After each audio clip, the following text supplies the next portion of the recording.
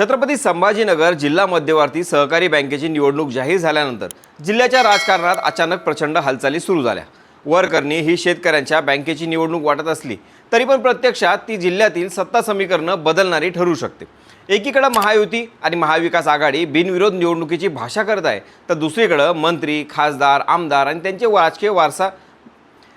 राजकीय वारस मोठ्या संख्येने मैदानात उतरले आहेत। जिल्हा बँकेच्या माध्यमातून भविष्यातील राजकीय ताकद कोणाच्या हातात जाणार? भाजप शिवसेनेच्या वर्चस्वाला धक्का देणार का, की सत्तार पुन्हा एकदा आपला प्रभाव कायम ठेवणार? आणि सर्वात महत्त्वाचं म्हणजे शेतकऱ्यांच्या बँकेच्या निवडणुकीत घराणेशाहीचा इतका मोठा बोलबाला का दिसतोय?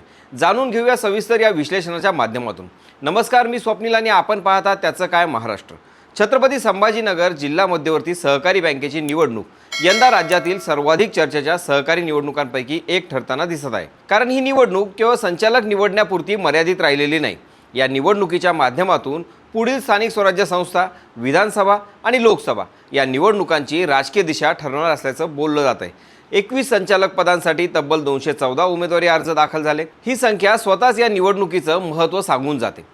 अर्ज दाखल करण्याच्या शेवटच्या दिवशी जिल्हा बँकेच्या कार्यालयात अक्षरशः राजकीय शक्ती प्रदर्शन पाहायला मिळालं आणि उमेदवारांची यादी पाहिली तर ही निवडणूक किती प्रतिष्ठेची झाली आहे याचा अंदाज आपल्याला येतो।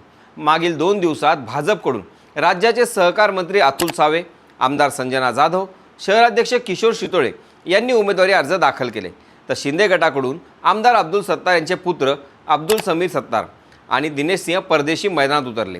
काँग्रेसकडून खासदार डॉक्टर कल्याण काळे आणि जगन्नाथ काळे यांनी उमेदवारी दाखल केली, तर शेवटच्या दिवशी पालकमंत्री संजय शिरसाट आणि त्यांची कन्या नगरसेविका हर्षदा शिरसाट, आमदार अनुराधा चव्हाण, खासदार संदीपान भुमरे यांचे पुत्र आमदार विलास भुमरे, आमदार रमेश बोरनारे, ठाकरे गटाचे आमदार अंबादास दानवे, देवयानी पाटील डोंगावकर, सुहास शिरसाट, रामराव शेळके आणि अभिजित देशमुख यांनी उमेदवारी अर्ज भरले। याशिवाय नितीन पाटील यांच्या कुटुंबातील अर्जुन पाटील, निशांत पाटील आणि अर्चना नितीन पाटील, तसेच एकनाथ जाधव, राजू भुमरे आणि माजी अध्यक्ष अर्जुन गाढे यांनीही या निवडणुकीच्या रिंगणात उडी घेतली आहे। म्हणजे भाजप, शिंदेसेना, ठाकरे गट, काँग्रेस आणि इतर स्थानिक गट अशा जवळपास सर्वच राजकीय शक्ती या निवडणुकीत उतरलेल्या दिसत आहेत। त्यामुळे ही निवडणूक आता केवळ सहकार क्षेत्रापुरती मर्यादित राहिलेली नाही, तर जिल्ह्यातील राजकीय ताकदीची चाचणी बनली आहे। मात्र या निवडणुकीतील सर्वात मोठा चर्चेचा मुद्दा आहे तो घराणेशाहीचा। अनेक नेते सार्वजनिक मंचावर घराणेशाहीच्या विरोधात बोलतात, पण जिल्हा बँकेच्या निवडणुकीत चित्र जरा वेगळंच दिसतंय। सहकार कायद्यातील नवीन नियमांमुळे काही माजी संचालक निवडणूक लढवण्यास अपात्र ठरले, पण त्यानंतर त्यांनी स्वतः मागे हटण्याऐवजी आपल्या मुलांना, मुलींना आणि कुटुंबियांना पुढे केल्याचं दिसत आहे। अब्दुल सत्तार स्वतः निवडणूक लढवू शकत नसल्यामुळे त्यांनी पुत्र समीर सत्तार यांना मैदानात उतरवलं। संदीपान भुमरे यांनी पुत्र विलास भुमरे यांना पुढे केलं। संजय शिरसाट यांनी स्वतः अर्ज भरलाच, पण त्याचबरोबर कन्या हर्षदा शिरसाट यांनाही रिंगणात उतरवलं आहे। भुमरे कुटुंबातून विलास भुमरे आणि राजू भुमरे अशी 2 नावं समोर आली। नितीन पाटील यांच्या घरातून अनेक उमेदवार निवडणूक लढवत आहेत। यामुळे एक मोठा प्रश्न उपस्थित होतो, बँकेत शेतकऱ्यांचं प्रतिनिधित्व वाढतं आहे की राजकीय घराण्यांचं? पण या निवडणुकीला दुसरा आणि कदाचित सर्वात महत्त्वाचा राजकीय संघर्ष आहे तो भाजप विरुद्ध शिवसेना। अनेक वर्षापासून जिल्हा बँकेवर अब्दुल सत्तार यांचा प्रभाव राहिला आहे। काँग्रेसच्या दीर्घकालीन वर्चस्वाला धक्का देत शिवसेनेनं बँकेत सत्ता आणली आणि त्यामागं सत्तार यांची भूमिका निर्णायक मानली गेली। अध्यक्षपदापासून संचालक मंडळापर्यंत सर्व सूत्रे अब्दुल सत्तार यांच्या प्रभावाखाली असल्याचं बोललं जात होतं। मात्र आता परिस्थिती बदलताना दिसत आहे, कारण भाजपनं थेट सहकार मंत्री अतुल सावे यांनाच मैदानात उतरवलं आहे। हा निर्णय साधा नाही, कारण जिल्हा बँक म्हणजे ग्रामीण भागातील प्रभावाचं मोठं केंद्र। बँकेच्या माध्यमातून हजारो शेतकरी आणि विविध सहकारी संस्थांशी थेट संपर्क राहतो। त्यामुळे भाजपला केवळ संचालक पदे नकोत, तर जिल्हा बँकेवर प्रभाव निर्माण करून भविष्यातील राजकीय समीकरणांवर पकड मजबूत करायची आहे। त्यामुळे ही निवडणूक आता सहकार क्षेत्रातील निवडणूक न राहता भाजप आणि शिवसेना यांच्यातील प्रतिष्ठेची लढाई बनताना दिसत आहे। विशेष म्हणजे याच निवडणुकीत एक वेगळं राजकीय चित्र पाहायला मिळतंय। ज्या संजय शिरसाट आणि अब्दुल सत्तार यांच्यातील मतभेद जिल्ह्यात चर्चेचा विषय होते, तेच दोघे आता एकमेकांच्या जवळ आलेले दिसत आहेत। संजय शिरसाट यांनी अनुसूचित जाती मतदारसंघातून उमेदवारी अर्ज भरला आणि त्यांच्या अर्जावर सूचक म्हणून अब्दुल सत्तार यांची स्वाक्षरी आहे। काही महिन्यांपूर्वी एकमेकांवर टीका करणारे हे दोन्ही नेते आता एकत्र दिसत आहेत। यामागे एकनाथ शिंदे यांची भूमिका असल्याची चर्चा राजकीय वर्तुळात सुरू आहे। दुसरीकडे महाविकास आघाडी देखील या निवडणुकीत पूर्ण ताकदीनं उतरलेली दिसते।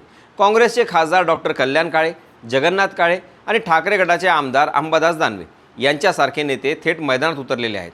विशेषतः अंबादास दानवे यांची एंट्री महत्त्वाची मानली जात आहे, कारण विधान परिषदेतील विरोधी पक्षनेते म्हणून त्यांचा प्रभाव मोठा आहे. त्यामुळे महाविकास आघाडी ही निवडणूक सहजासहजी सोडणार नाही हे स्पष्ट झालं आहे. आता या निवडणुकीत आणखी एक महत्त्वाचा अध्याय म्हणजे मतदार यादीवरील वाद. प्रारूप मतदार यादीवर तब्बल 47 हरकती नोंदवण्यात आल्या.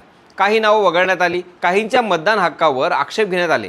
प्रकरण थेट उच्च न्यायालयाच्या औरंगाबाद खंडपीठापर्यंत पोहोचलं. अतुल सावे, संजना जाधव, रमेश बोरनारे, अनुराधा चव्हाण आणि किशोर शितोळे यांच्या मतदार नोंदणीवर आक्षेप घेण्यात आले होते. मात्र हे सर्व आक्षेप फेटाळण्यात आले.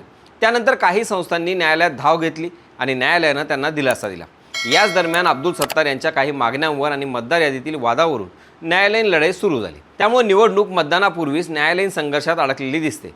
आता प्रश्न पडतो की जिल्हा बँकेसाठी एवढा संघर्ष का? याचं उत्तर बँकेच्या ताकदीत दडलेलं आहे. छत्रपती संभाजीनगर जिल्हा मध्यवर्ती बँकेच्या 138 शाखा आहेत. या बँकेमार्फत सुमारे 800 कोटी रुपयांचं कर्ज वाटप केलं जातं. जिल्ह्यातील जवळपास 1 लाख खातेदार या बँकेशी जोडलेले आहेत. कृषी कर्ज, सरकारी योजना आणि विविध आर्थिक व्यवहारांमध्ये या बँकेची भूमिका अत्यंत महत्त्वाची आहे.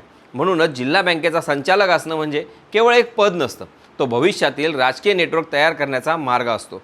ग्रामीण भागातील प्रभाव, सहकारी संस्थांशी संपर्क आणि हजारो मतदारांपर्यंत पोहोचण्याचं साधन म्हणजे जिल्हा बँक. म्हणूनच या निवडणुकीत सर्व पक्ष इतक्या आक्रमकपणे उतरलेले दिसत आहेत. आता पुढील काही दिवसात अर्जछाननी, माघारी आणि जागा वाटप यामध्ये नवीन समीकरणं तयार होऊ शकतात. महायुतीतच काही जणांवर ओढाताण होण्याची शक्यता आहे, कारण भाजप आणि शिंदेसेना या दोघांनी मोठ्या प्रमाणावर उमेदवार दिले आहेत. दुसरीकडे महाविकास आघाडीही तितक्याच ताकदीनं लढण्याच्या तयारीत आहे. म्हणूनच या निवडणुकीकडे केवळ सहकार संस्थेची निवडणूक म्हणून पाहणं चुकीचं ठरेल. ही निवडणूक प्रत्यक्षात संभाजीनगर जिल्ह्यातील पुढील राजकीय वर्चस्व कोणाचं याची चाचणी ठरणार आहे. तर एकीकडे शेतकऱ्यांच्या हिताचा मुद्दा पुढे केला जातोय, दुसरीकडे राजकीय वारसांना पुढे आणण्याची चढाओढ सुरू आहे. एकीकडे महायुती एकत्र असल्याचा दावा केला जातोय, तर दुसरीकडे जिल्हा बँकेवर नियंत्रण मिळवण्यासाठी अंतर्गत संघर्षही सुरू आहे आणि विरोधकही ही संधी सोडण्याच्या मनस्थितीत नाहीत. आता सगळ्यांच्या नजरा अर्जछाननी आणि माघारीच्या प्रक्रियेवरती खिळल्या आहेत. कोण मैदानात टिकणार, कोणाला माघार घ्यावी लागणार, भाजप जिल्हा बँकेत नवा अध्याय लिहिणार का, की अब्दुल सत्तार पुन्हा एकदा आपलं वर्चस्व कायम ठेवणार?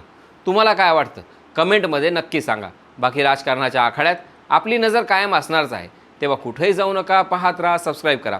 त्याचं काय महाराष्ट्र.